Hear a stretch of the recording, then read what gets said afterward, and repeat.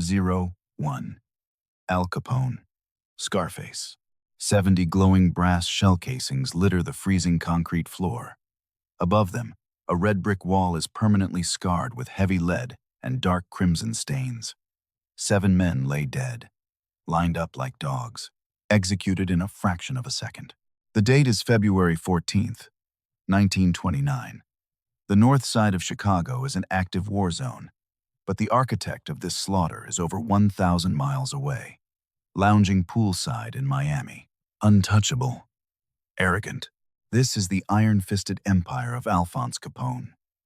To the public press, he played the generous benefactor, handing out crisp $100 bills to waitresses, opening soup kitchens for the destitute masses. But behind the custom-tailored silk suits and the wide smile, Capone ran a ruthless shadow government. Prohibition transformed Chicago into an illegal gold rush. Bootlegging, extortion. Millions of dollars flowed through his bloody hands every single week. He bought local police officers. He owned powerful politicians. He controlled the streets with absolute terror. But a rival Irish boss named George Bugs Moran refused to bow down. Moran hijacked lucrative Capone shipments. He ordered hits on top Capone enforcers. It was an insult the syndicate could not tolerate. The escalation was swift. Capone demanded total eradication. He orchestrated a lethal trap at the SMC Cartage Company garage. The bait was a hijacked shipment of premium whiskey, a flawless deception designed to draw Moran out and butcher him. 4 men roll up to the garage in a stolen Cadillac touring car. 2 are wearing pristine Chicago police uniforms. They storm the building, shotguns raised, barking rapid orders. The rival gang immediately drops their weapons, believing it is just another routine law enforcement shakedown. They face the cold brick wall, hands pressed flat, legs spread, waiting for the metal cuffs. The cuffs never come. The executioners raise 2 heavy Thompson submachine guns. They open fire. The noise is deafening, tearing through flesh and bone, ripping through heavy winter coats. Bodies collapse against the freezing stone. Blood pools rapidly across the dirty floorboards. The fake cops march the plainclothes shooters out at gunpoint. A perfect theatrical exit. Pedestrians watch them drive away, assuming the law just made a massive bust. The street returns to dead silence. But Moran was running late. He missed the morning meeting. He survived the brutal ambush. The media explosion is unprecedented. The St. Valentine's Day massacre creates instant national outrage. The public mood violently shifts. Capone claims total ignorance, posing for newspaper cameras in Florida, blaming the local police. He considers himself a bulletproof kingpin, laughing off the gruesome headlines. He thinks the heat will simply fade. But the brutal slaughter draws the relentless, unforgiving gaze of the federal government. The bloody spectacle ultimately seals his doom. Federal authorities could not pin the gruesome murders on him. The forensic trail vanished entirely, so the government attacked his wallet. Tenacious Treasury agents dug through millions of financial records, hunting for invisible money, tracking phantom business fronts. They finally located a secret ledger detailing vast illegal gambling profits. The bulletproof facade collapsed. In October 1931, a federal jury found Alphonse Capone guilty of massive tax evasion. The judge hammered him with an 11-year sentence. The Chicago empire crumbled overnight. By August 1934, he was shipped in heavy iron chains to Alcatraz, stripped of his custom silk suits, stripped of his mob power, reduced to a nameless, heavily guarded inmate rotting on a cold, desolate rock. He traded a few fleeting years of absolute blood-soaked power for a brutal, agonizing decline inside a damp concrete cage. 02. George, Machine Gun Kelly. A dirty, sweat-stained cotton blindfold rests on an evidence table. A simple strip of fabric. It was intended to keep a high-value hostage disoriented, terrified, blind to his impending execution. Instead, that filthy piece of cloth became the exact weapon that dismantled a legendary criminal empire. The year is 1933. The American Midwest is overrun by violent bank robbers and ruthless kidnappers, and the architect of this specific terror believes he is entirely untouchable, an arrogant outlaw carrying a heavy, fully automatic drum-fed weapon. George Kelly Barnes was not a hardened, street-level enforcer. He grew up in a respectable Memphis family. He wore sharp suits, he drank expensive liquor, but he craved a terrifying reputation. His wife, Catherine, fueled his violent ego. She bought him a high-powered Thompson submachine gun. She gave him the brutal moniker he desperately wanted, Machine Gun Kelly. He transitioned from low-level bootlegging to robbing regional banks, but the cash was moving too slow. Kelly wanted a massive, instantaneous payday. He shifted his focus to the most lucrative underground industry of the Great Depression, high-stakes human ransom. He targeted Charles Urschel, a highly wealthy, deeply connected Oklahoma oil tycoon. Kelly surveilled the prominent family, learning their daily routines, charting their vulnerabilities. He wanted $200,000. He was perfectly willing to spill blood to get it. A calculated shift from property theft to extreme, targeted physical violence. The plan was finalized. A quiet evening of cards in Oklahoma City shatters instantly. Two men storm the affluent sunroom, gripping heavy firearms, barking immediate threats. They demand Urschel. The oilman is hauled out of his own home, thrust violently into the back of a waiting Chevrolet. Tires squeal. The vehicle tears into the dark night. Kelly forces the tight cotton blindfold over his hostage, plunging Urschel into total darkness. They drive for endless hours, crossing state lines, hiding him in a sweltering rural Texas farmhouse. Urschel is chained to a heavy iron bed, sweating, waiting for a bullet to the skull. But Kelly drastically underestimated his captive. Urschel remains perfectly calm. He acts like a broken, terrified victim, but his mind is actively mapping the environment. He counts the exact pacing of heavy footsteps. He memorizes the distinct, repetitive mechanical sound of an oil derrick pumping just outside the window. He notes the precise, daily flight times of passing overhead airplanes. Kelly eventually secures the massive ransom delivery, $200,000 in tightly banded cash. He dumps Urschel on a dusty rural roadside, driving off to spend the fortune. Kelly parties recklessly across the country, drinking heavily, flaunting his massive stolen wealth. He considers himself an elite criminal mastermind. He believes he committed the perfect, flawless extraction, leaving absolutely zero physical evidence behind. The arrogant gangster severely miscalculated. Federal agents debriefed the surviving hostage. They weaponized his photographic memory, cross-referencing flight logs, checking regional weather patterns, tracking specific oil derricks. The auditory clues led them directly to the Texas hideout. The net tightened rapidly. Agents tracked Kelly to a safe house in Memphis. They completely surrounded the building, shotguns racked, revolvers drawn. The feared outlaw, with the heavy machine gun, crumbled instantly, dropping his weapon without firing a single shot, surrendering in total panic. A federal judge crushed Kelly with a severe life sentence. By 1934, he was heavily shackled and transported to the punishing confines of Alcatraz. The sharp suits and custom weapons were stripped away forever. He traded his glamorous, terrifying reputation for decades of monotonous, soul-crushing routine on a desolate island, dying quietly behind cold, unforgiving steel bars. 03. Alvin. Creepy. Karpis. Federal agents violently swarm the gold Plymouth sedan, heavy rifles raised, blocking every single escape route. The humid air of New Orleans hangs heavy on May 1st, 1936. Inside the idling vehicle sits the absolute most hunted man in America. He reaches frantically for a rifle resting in the back seat. A massive federal dragnet instantly shuts him down.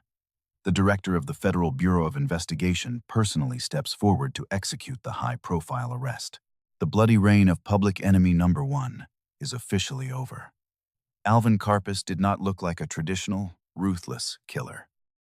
He possessed a chilling, unblinking stare that earned him a highly disturbing underworld nickname, Creepy. He completely lacked the theatrical flair of his reckless criminal contemporaries. He operated strictly like a cold, calculating corporate executive, efficient, analytical, deadly.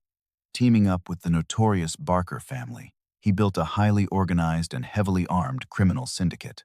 They tore aggressively across the American Midwest, stripping rural bank vaults bare, executing anyone who disrupted their violent timeline. But robbing small-town banks yielded agonizingly slow financial returns. Karpis aggressively pivoted the syndicate toward high-stakes corporate kidnappings, a massive escalation in strategic violence and severe federal exposure. He targeted prominent millionaire executives, demanding exorbitant cash ransoms. He treated human lives strictly as financial leverage. The shift from localized armed robbery to multi-state domestic terrorism painted an enormous target on his back. The furious federal government elevated him to their absolute highest national priority. The Barker Karpis gang executes their violent operations with absolute military precision. They violently storm heavy bank lobbies, brandishing heavy automatic weapons, barking rapid commands, shoving terrified civilians face down onto the cold marble floors.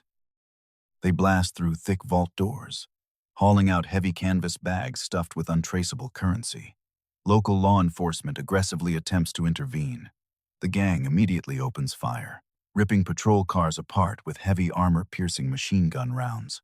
Leaving bleeding officers dying in the dirty rural streets, they vanish across state lines before local authorities even secure the bloody crime scenes. Karpis meticulously launders the massive piles of stolen cash, buying enormous underground arsenals, bribing corrupt local officials. He lives lavishly in expensive coastal hideouts, partying deeply in exclusive underground gambling dens, flaunting his untouchable criminal status. He orchestrates the brutal kidnapping of William Ham, hauling the millionaire into the back of a stolen vehicle, holding him hostage in a dark, sweltering room, extracting a massive $100,000 ransom. He immediately strikes again, snatching prominent banker Edward Bremer, squeezing the terrified family for exactly $200,000. Karpis leaves a brutal trail of traumatized victims and massive federal embarrassment.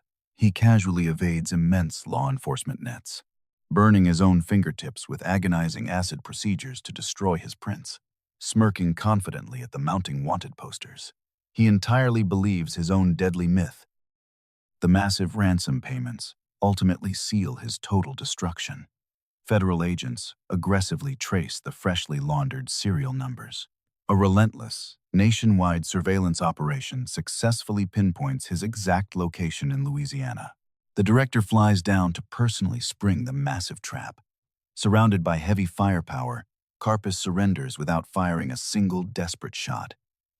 The federal court system swiftly crushes his criminal empire. A judge slams the notorious bank robber with a mandatory life sentence. In August 1936, heavily armed federal guards escort him onto a secure boat bound for Alcatraz. The brilliant criminal strategist is completely neutralized.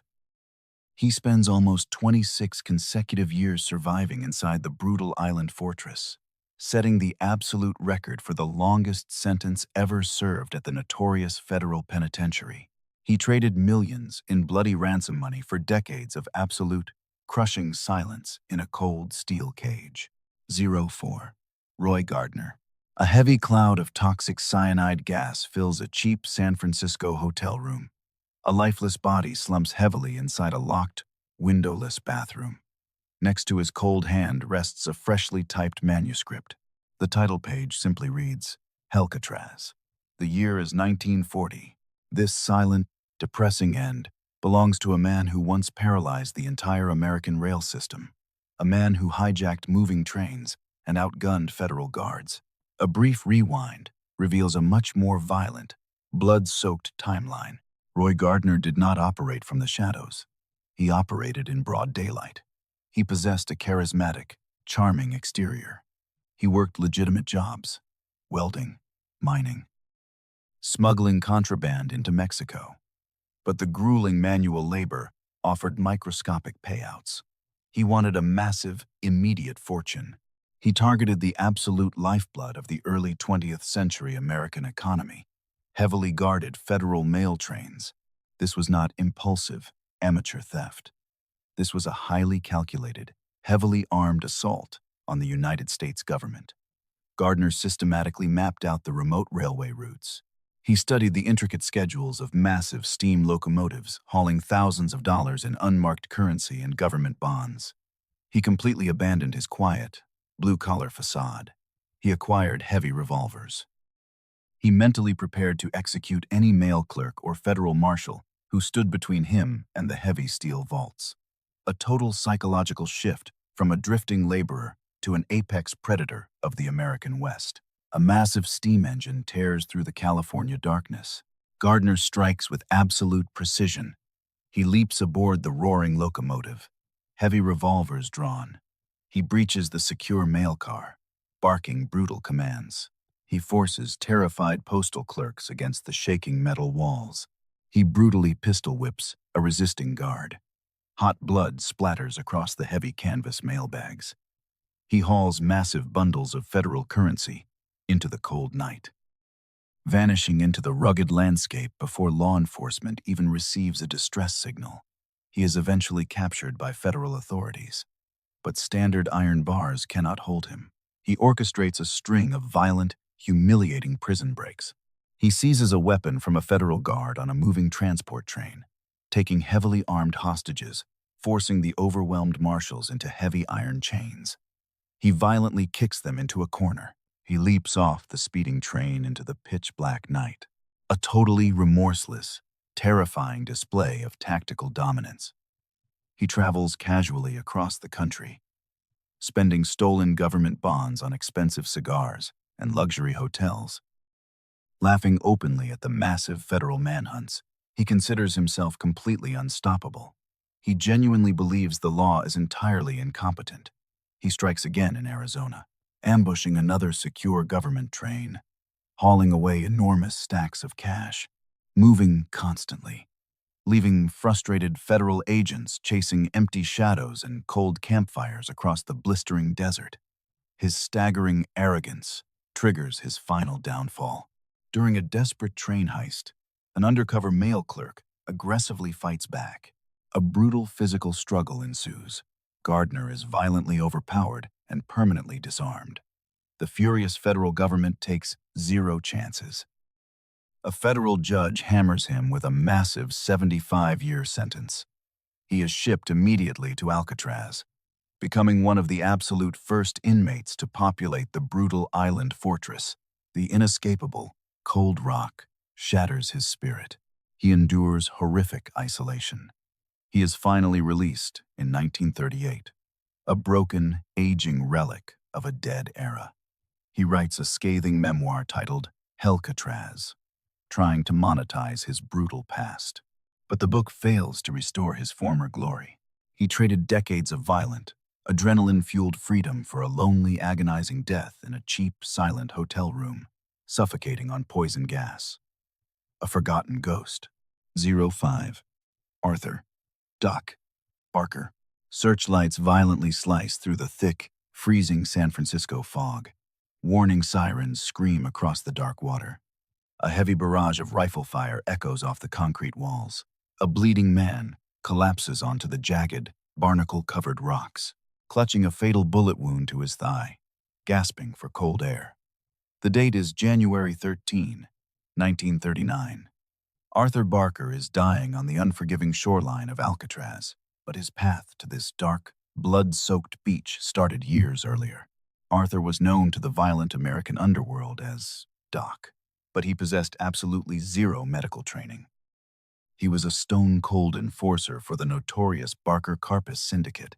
He masqueraded as a quiet, unassuming Midwestern farm boy, wearing flat caps and modest suits, blending seamlessly into rural crowds. But behind the calm, dull stare was a highly calculated predator. The Great Depression wiped out honest labor. Barker completely rejected poverty. He aggressively pivoted toward extreme, organized brutality. He joined his ruthless brothers and the brilliant Alvin Karpis to systematically terrorize the Midwest. Armed robbery, quickly lost its appeal. The physical risk was simply too high. The bank cash piles were agonizingly small. Barker wanted massive, immediate wealth. He shifted the syndicate's focus toward high-stakes corporate kidnapping, a severe escalation, transitioning from rapid bank hits to complex, multi-state domestic terrorism, treating wealthy human beings strictly as disposable financial leverage. The syndicate operates like a ruthless paramilitary unit. They carefully identify prominent millionaire targets, surveilling their daily routines, charting their exact movements down to the minute. Barker strikes with terrifying speed. He violently ambushes wealthy executives in broad daylight, hauling terrified targets off the street, shoving them brutally into the floorboards of idling getaway vehicles. He blindfolds his victims, dragging them into sweltering, dark safe houses, chaining them to heavy iron beds. Barker handles the psychological intimidation, gripping a loaded Thompson submachine gun, staring dead-eyed at the desperate hostages. He demands massive ransoms, $100,000, $200,000. If anyone resists, Barker does not hesitate.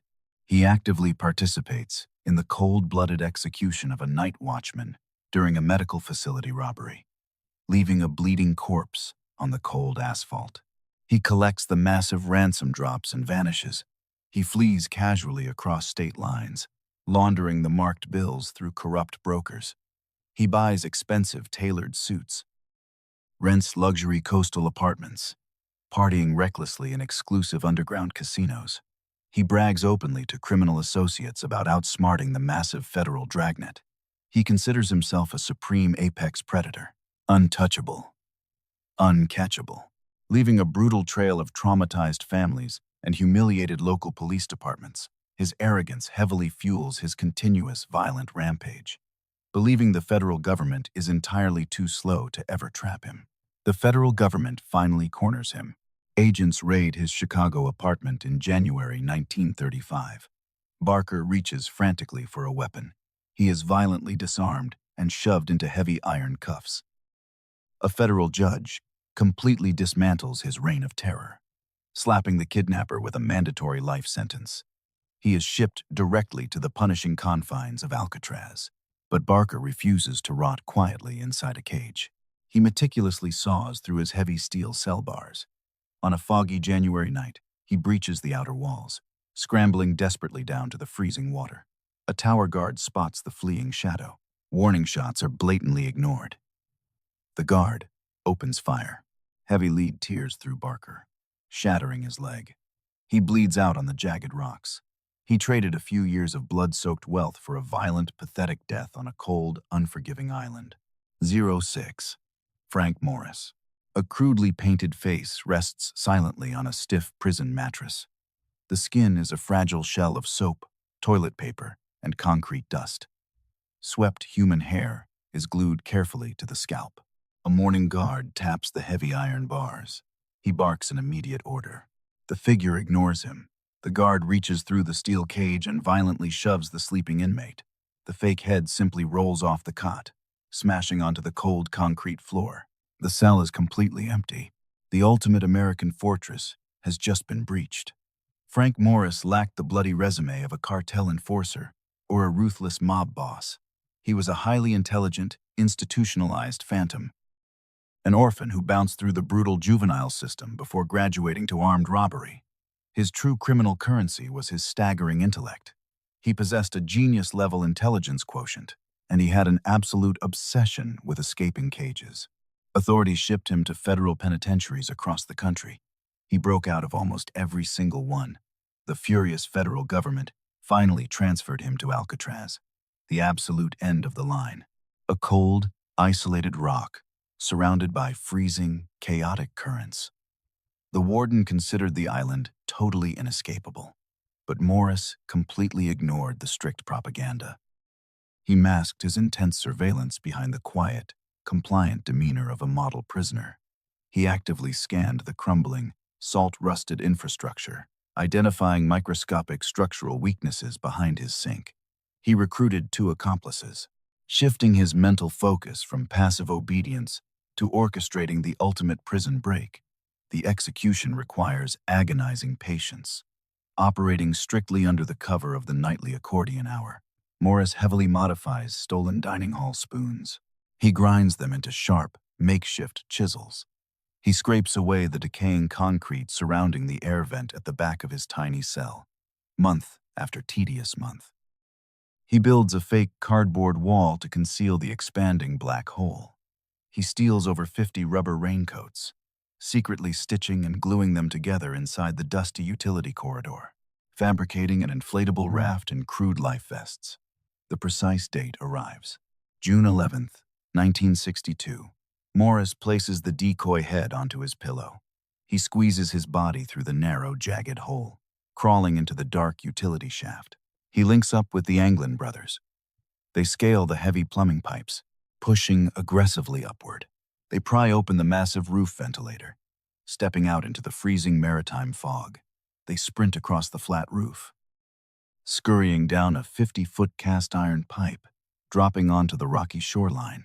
They inflate the raincoat raft, using an accordion modified into a makeshift bellows. They launch the fragile vessel into the pitch-black, aggressive waters of the San Francisco Bay, disappearing completely into the heavy mist, leaving absolute chaos for the morning shift. The authorities scramble jets and patrol boats, finding nothing but a paddle and shredded rubber. The massive federal dragnet yields absolutely nothing. Federal Bureau of Investigation agents rip the island apart. Coast Guard cutters aggressively scan the brutal currents. They recover a single waterproof bag containing personal photos.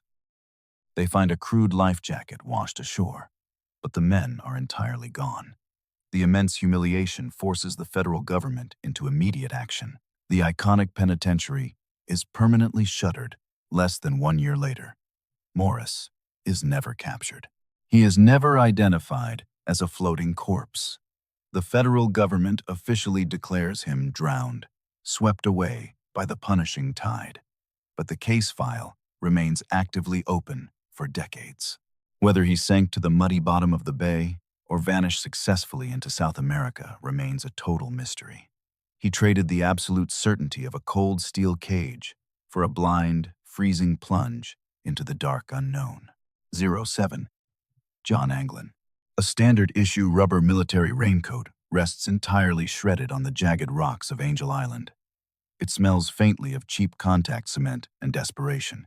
It is not trash. It is the remnants of an impossible vessel.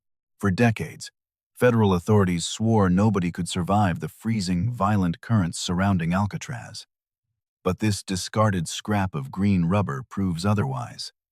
It belongs to John Anglin, a small-town bank robber who simply refused to die inside a concrete cage. John Anglin did not fit the profile of a hardened federal supermax inmate. He possessed a thick Georgia drawl and a history of clumsy, disorganized crimes.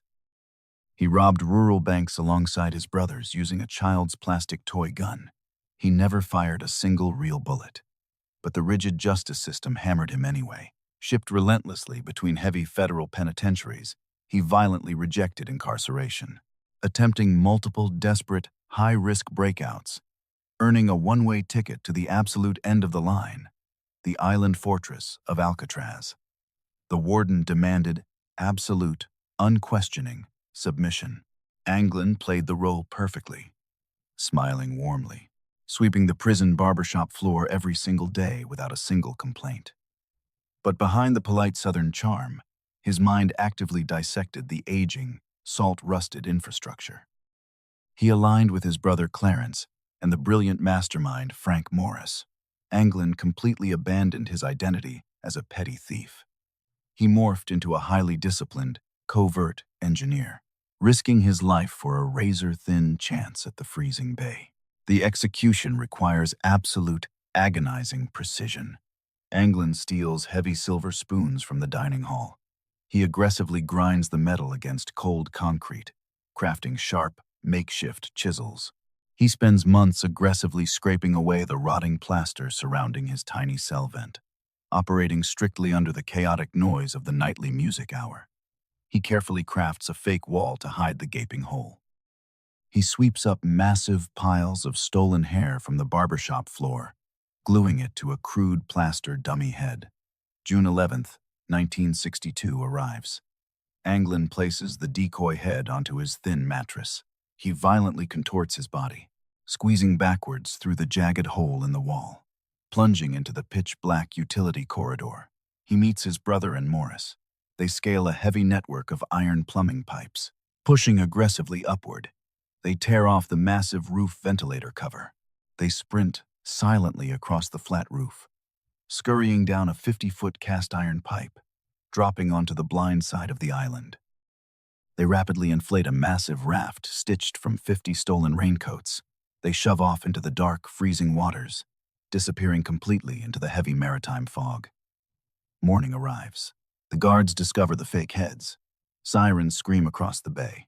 Coast Guard cutters aggressively chop through the violent currents, finding nothing but shredded rubber and a single wooden paddle.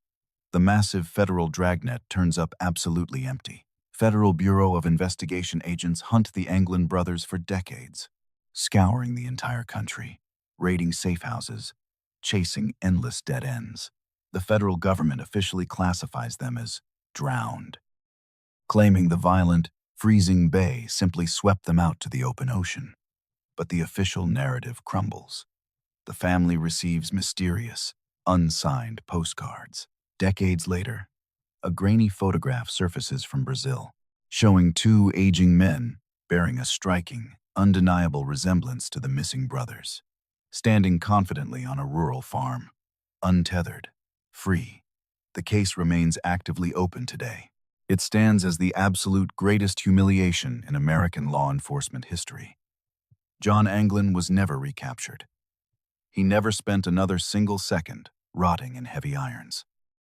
He successfully traded the absolute certainty of a slow, institutionalized death for a freezing, blind plunge into the dark unknown. 08. Henri Young. A crude, jagged blade, fashioned from a stolen prison spoon, rests on a bloody concrete floor. The dull metal is wrapped tightly in torn cotton strips. It is not the precise instrument of a calculated gang hit. It is a terrifying vessel of pure, concentrated vengeance, forged in absolute darkness. The year is 1940. The inescapable island fortress of Alcatraz is supposed to break hardened men into docile, obedient prisoners. Instead, it just incubated a brutal, unrelenting rage inside a man who had already lost his mind entirely. Henri Young was a minor bank robber. He lacked the glamorous notoriety of the heavy mob bosses dominating the cell blocks. But the island penitentiary demanded absolute submission. Young refused to break. He joined a desperate escape attempt with an inmate named Rufus McCain.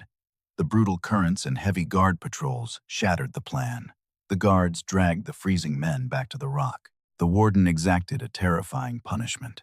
Young was banished to the dark dungeons beneath the main cell house, stripped naked, beaten continuously, deprived of basic human contact and natural light for over 3 excruciating years. The psychological decay was rapid and permanent. A petty criminal was systematically dismantled and rebuilt as a feral, paranoid weapon. He became convinced McCain was the rat who destroyed their freedom. The grudge mutated into an all-consuming obsession. He paced his pitch-black cell, grinding his teeth, waiting patiently for the heavy iron door to finally swing open. The warden finally releases the broken man back into the general population. A fatal miscalculation. Young does not want to reintegrate. He wants blood. He immediately targets the prison tailor shop. He aggressively scans the crowded room, spotting McCain hunched over a heavy industrial sewing machine. Young moves with terrifying, silent speed. He pulls the sharpened spoon from his waistband, gripping the thick cotton handle tightly. He lunges violently forward, plunging the jagged metal directly into the neck of his former partner. McCain collapses backward, gasping desperately for air, grabbing wildly at his heavily torn throat. Young does not stop. He drives the crude blade deeply into the stomach, tearing through soft flesh and vital organs. The tailor shop erupts into total chaos. Terrified inmates scatter wildly. Sirens scream across the cell block. Heavy boots slam against the concrete walkway. Guards aggressively swarm the bloody workroom. swinging heavy wooden batons. Young does not resist. He drops the dripping shiv onto the dusty floorboards. He stands perfectly still, staring completely blankly at the dying man bleeding out on the linoleum. He displays absolutely zero remorse. He offers absolutely no explanation to the screaming guards. The violent execution is a complete success. He casually extends his bloody wrists to receive the heavy iron cuffs. He has finally settled the brutal score. The violent murder forces a massive public trial in San Francisco. The defense aggressively flips the script. They put the penitentiary itself on trial, exposing the barbaric, psychological torture inflicted on inmates inside the lightless dungeons. The brutal revelations completely shock the civilian jury. The prosecution demands the death penalty for the blatant execution. The jury violently disagrees. They completely reject the murder charge, finding Young guilty of mere manslaughter. It is a stunning, humiliating defeat for the powerful federal prison system. The judge issues a relatively light sentence, but Young is simply shipped back into the brutal penal system, transferred to different concrete cages for decades. The brief flash of public sympathy did absolutely nothing to save him. He traded a few seconds of bloody revenge for a miserable, forgotten existence, rotting away behind heavy iron bars. 09. Mickey Cohen. He considers himself royalty, a legitimate Hollywood star operating heavily in the shadows. He completely rejects the dirty underground aesthetic of the traditional American mafia. He wears custom-woven silk suits. He scrubs his hands meticulously dozens of times a day. He dines with powerful studio executives and famous actors under the bright California sun. But behind the obsessive-compulsive grooming and the heavy celebrity glamour beats the ruthless, violent heart of a street brawler. Mickey Cohen owns Los Angeles, and he intends to keep it. He inherited the explosive West Coast syndicate from a murdered friend, the infamous Bugsy Siegel. The massive transition of power required absolute, unquestioning dominance. Cohen quickly established a flawless public mask. He opened an upscale men's clothing store directly on Sunset Boulevard, a perfect, legitimate front, selling expensive silk ties and tailored shirts to prominent politicians. But the heavily guarded back room operated as a massive betting parlor, generating millions of untraceable dollars. He monopolized illegal wire services. He aggressively shook down massive labor unions. He extorted wealthy film producers for heavy protection fees. But the lucrative Hollywood crown attracted heavy, violent predators.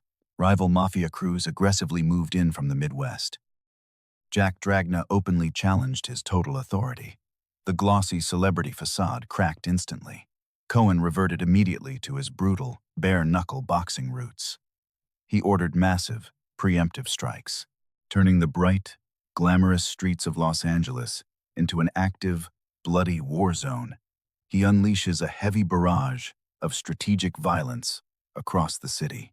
His loyal enforcers ambush rival gangsters in broad daylight, blasting heavy shotgun rounds through expensive restaurant windows, leaving bleeding bodies draped over pristine white tablecloths. Cars detonate violently in quiet, affluent residential neighborhoods, tearing metal frames to absolute shreds. Cohen operates directly from his heavy, custom-armored Cadillac. Equipped with bulletproof glass and hidden weapon compartments, he survives multiple coordinated assassination attempts. A massive bomb rips through his private Brentwood compound, tearing the heavy roof completely off the house. Cohen merely brushes the plaster dust off his silk pajamas. He walks casually away from the smoking wreckage. He demands heavy retaliation, ordering his executioners to hunt down the rival hitters. They track targets to dark underground parking garages, cornering them against heavy concrete pillars, pulling triggers without hesitation. Cohen completely insulates himself from the bloody street work. He washes his hands obsessively at the custom sink in his private office, scrubbing away invisible dirt while his men spill actual blood. He hosts lavish Hollywood parties, buying expensive champagne for corrupt police captains, handing out thick envelopes of crisp $100 bills to local journalists, controlling the massive public narrative. He laughs off the heavy Los Angeles police presence, He believes the local authorities are entirely too corrupt to ever cage him. The local authorities were compromised, but the federal government was entirely immune to his Hollywood charm. Tenacious Treasury agents completely ignored the bloody street wars. They aggressively tracked the heavy flow of illegal gambling profits, digging relentlessly through massive piles of laundered financial records and secret bank ledgers. The federal net snapped securely shut. A jury found Mickey Cohen completely guilty of massive corporate tax evasion. A federal judge crushed the arrogant mob boss with a severe 15-year sentence. The glamorous California lifestyle evaporated instantly. He was shipped directly into the punishing, freezing confines of Alcatraz. He was violently stripped of his custom silk suits, robbed of his heavy celebrity status, reduced to an aging gangster subjected to heavy iron routines and relentless isolation. He traded millions of dollars and complete Hollywood dominance for decades of brutal, anonymous decay inside a damp, unforgiving federal cage. 10. Harvey Bailey. Heavy boots kick open the polished mahogany doors. Three men wielding heavy automatic weapons storm the crowded bank lobby. The morning air in 1932 shatters with deafening, repetitive gunfire. Terrified tellers hit the marble floor. This is not a sloppy, desperate holdup executed by amateurs. This is a masterclass in corporate extraction. The architect standing near the massive steel vault considers himself a true professional. He demands absolute compliance, holding the entire room hostage. He is the absolute dean of American bank robbers. Harvey Bailey completely rejected the chaotic, disorganized violence of common street thugs. He operated with the sharp, calculated precision of a Wall Street executive. He wore immaculate, tailored suits. He blended perfectly into the high society circles of the Great Depression. He studied local law enforcement patrol routes for months. He memorized complex vault schematics. But beneath the polite, middle-aged exterior was a heavily armed predator. He viewed the massive Midwestern banking institutions as personal, automated tellers. The agonizing economic collapse left millions starving in the dirt. Bailey chose a drastically different path. He transitioned from quiet bootlegging into executing the most sophisticated financial sieges in American history. Assembling elite crews of seasoned gunmen, treating extreme armed robbery strictly as a highly structured corporate enterprise, the transition was seamless.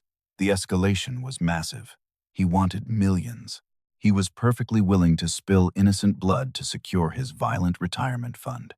The crew executes the siege with absolute military discipline. Bailey tracks the precise movements of the armed guards. He ambushes the vault manager at gunpoint.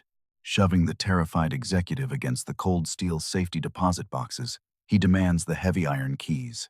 Snatching the thick canvas bags, stuffing hundreds of thousands of dollars into heavy sacks.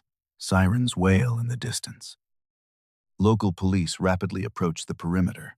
The gang unleashes a punishing barrage of automatic fire, ripping apart patrol cars, shattering the heavy glass storefronts, forcing the outgunned officers into desperate cover. Bailey hauls the massive payload into an idling, high-powered getaway vehicle. Tires scream against the asphalt. They completely vanish across state lines, leaving bleeding cops and entirely empty vaults behind. The immediate aftermath is strictly business. Bailey meticulously launders the stolen currency. He purchases expensive coastal properties, frequenting luxury hotels under a complex web of fake identities.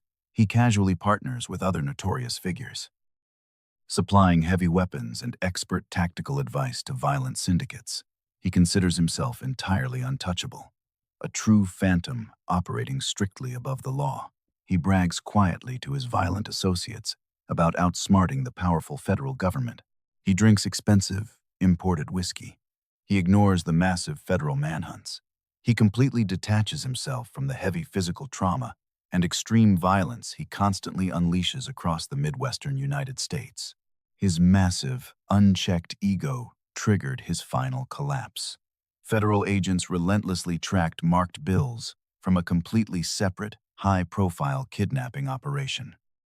The intricate money trail led directly to a quiet Texas farm. Heavily armed authorities silently surrounded the rural property. They breached the farmhouse at dawn. Bailey was completely caught off guard, sleeping heavily in a dusty back bedroom. Federal agents aggressively shoved heavy shotguns directly into his face, forcing him into thick steel chains before he could reach his loaded revolver resting on the nightstand. The federal justice system swiftly dismantled his empire. A judge completely crushed his lucrative banking career, handing down a massive life sentence. Bailey was heavily shackled and shipped directly to the punishing confines of Alcatraz.